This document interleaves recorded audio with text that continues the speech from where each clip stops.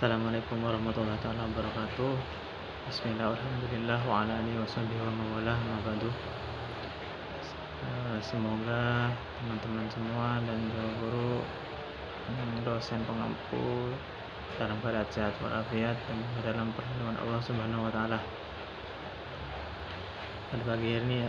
Pada pagi hari ini saya ingin menjelaskan pengertian Al-Quran, wilayah kajian Al-Quran, pengertian tafsir Quran, corak dan ragam metode tafsir Al-Quran, yaitu untuk melengkapi tugas dari dosen ataupun mata kuliah pengantar studi Islam. Tentu saja pengertian Al-Quran. Al-Quran menurut pandangan ulama, para ahli, itu adalah menurut bahasa yaitu berasal dari kata qara'a yaqra'u Qur'anan, yaitu sesuatu yang dibaca berulang kali. Sedangkan menurut istilah yaitu Al-Quran itu ya suatu wahyu yang berupa firman Allah Subhanahu wa taala yang diturunkan terhadap Nabi Muhammad SAW melalui malaikat Jibril, yang mana membacanya itu memperoleh pahala. Al-Quran juga itu dijadikan pedoman hidup oleh umat Islam. Jadi itu mengenai pengertian Al-Quran. Banyak sekali penamaan Al-Quran juga banyak, yaitu di dalam kitab Kesarangan Tani itu karya Ismail Al-Yamani Al-Makki. Di sana banyak penamaan Al-Quran kayak Furqan, Rahmatan, Mubarakan, Adiyan, dan lain seterusnya. Sedangkan menurut Dr. Sufi As-Saleh itu Al-Quran adalah kalam Allah Subhanahu wa taala yang merupakan mukjizat dan diturunkan kepada Nabi Muhammad SAW, tulis dalam mushaf, diriwayatkan secara mutawatir, yang mana membacanya itu bernilai ibadah. Banyak pendapat mengenai definisi dan pengertian Al-Quran. Wilayah kajian Al-Quran yang kedua yaitu wilayah kajian Al-Quran, yaitu ada beberapa topik dalam pembahasannya, yaitu yang pertama sejarah yang mencakup Al-Quran, pertumbuhan ilmu Al-Quran pada masa Nabi dan masa Khulafaur Rasyidin, tokoh tafsir pada abad kedua Hijriah, ketiga. Setelah itu ilmu Al-Quran yang tumbuh pada abad keempat Hijriah. Setelah itu ilmu Al-Quran yang tumbuh dalam abad ke-6 sampai ke-7. Terus kapan timbulnya istilah ulumul Quran? Itu kedua, latar belakang turunnya Al-Quran, yaitu asbabun nuzul. Yang ketiga, surat Al-Makki Madani, periode turunnya Al-Quran. Terus yang keempat yang dipakai untuk pembukaan surat Fatihul Suwar, keistimewaan surat Makki dan Madani, pendapat ulama tentang Fatihul Suwar. Terus kelima, ilmu cara membaca Al-Quran, yang termasuk dalam ruang lingkup wilayah kajian Al-Quran.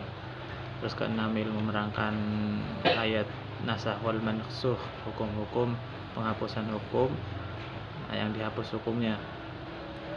Terus ilmu cara menulis lafaz Al-Quran, rasmul Quran. Kesembilan, ilmu perumpamaan yang digunakan dalam Al-Quran. Terus 10 yaitu tentang sumpah dalam Al-Quran. 11 tentang kisah-kisah yang ada dalam Al-Quran. Kisah banyak ceritanya, seperti cerita Nabi Musa, Nabi Yusuf, dan lain seterusnya. Terus ilmu jadal Al-Quran, ilmu tafsir yang mencakup sejarah perkembangan ilmu tafsir dan takwil. Terus metode yang diperlukan mufassir, seperti kaidah yang diperlukan para mufassir tentang keadaan domir, tentang ta'rif dan tankir dan lain sebagainya. Terus ilmu tentang kemujizatan Al-Qur'an. Banyak di sana dijelaskan. Jadi yang ketiga kita akan menjelaskan pengertian tafsir. Di dalam bukunya Mana Khalil Al-Qattan itu jelaskan bahwasanya tafsir secara bahasa mengikuti wazan taf'il berasal dari kata al-fasr, fasara yafsiru, daraba yadribu, wazan itu nasara yansuru. Dikatakan fasara yaitu yafsiru fasron, yaitu menjelaskan. Kata al-fasir sendiri, al-tafsir sendiri mempunyai menjelaskan dan menyingkap yang tertutup. Ada juga yang dalam lisanul Arab itu mengatakan al-fasir itu menyingkap sesuatu yang tertutup. Nah, jadi bisa dimanakan juga al-kasf, yaitu menyingkap sesuatu yang belum jelas, artinya yang masih abu-abu. Artinya apa? Dalam Quran dinyatakan wala ya'tunaka bimatsalin illa ji'naka bil haqqi wa ahsana tafsiran. Dan mereka orang-orang kafir itu tidak datang kepadamu membawa sesuatu yang aneh, melainkan kami datangkan kepadamu yang benar penjelasan yang paling baik. Itu surat Al-Furqan. Bisa dicek nanti 33. Jadi ahsana tafsiran itu lebih baik perinciannya dari karena keterbatasan manusia dalam menyikapi atau memaknai firman Allah itu, jadi kita harus mempelajari juga ilmu tafsirnya. Jadi corak dan ragam metode tafsir ini yang terakhir, tafsir Quran. Nah, itu model-model atau metode-metodenya itu banyak sekali. Model tahlili, pasti yang disebut tahlili itu mengkaji Al-Quran sebagai sumber ajaran Islam atau nas secara umum, atau model kalian tadi itu menganalisis secara kronologis dan memaparkan berbagai aspek yang terkandung dalam Al-Quran dengan urutan bacaan yang terdapat dalam urutan mushaf. Nah, jadi secara berurutan.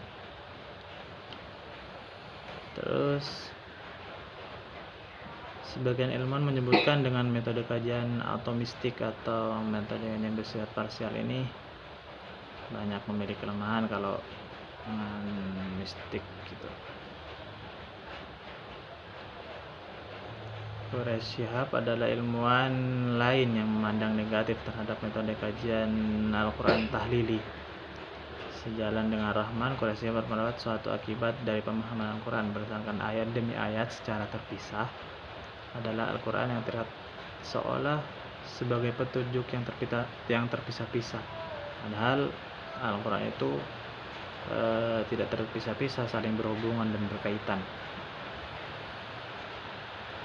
Yang dalam kajian wilayah kajian Al-Quran itu sudah dijelaskan tadi. Terus setelah tadi itu metode tahlili. Nah, yang kedua itu metode maudu'i, tematik. Jadi secara tahlili tadi itu secara tahlili yang lebih ke mistik atau metafisik. Model maudu'i itu secara tematik. Nah, tematik ini dapat dibagi dua, yaitu tematik berdasar subjek dan berdasarkan surat Al-Quran. Tematik berdasarkan subjek banyak sekali karya, diantaranya karya Ibnu Qayyim Al-Jauziyah, ulama besar mazhab Hambali, yang berjudul Al-Bayan Afqasan Al-Quran, Majaz Al-Quran oleh Abu Ubaid, dan banyak lagi itu metode corak dan ragam metode tafsir Quran tahlili dan maudu'i itu. Ini mungkin sekian penjelasan singkat dari saya mengenai melingkup kajian Al-Quran, pengertian Al-Quran, wilayah kajian Al-Quran, pengertian tafsir Al-Quran, dan corak dan ragam metode tafsir Quran. Kurang lebihnya saya mohon maaf apabila ada kesalahan dan tutur kata. saya akhiri. Wassalamualaikum warahmatullahi taala wabarakatuh.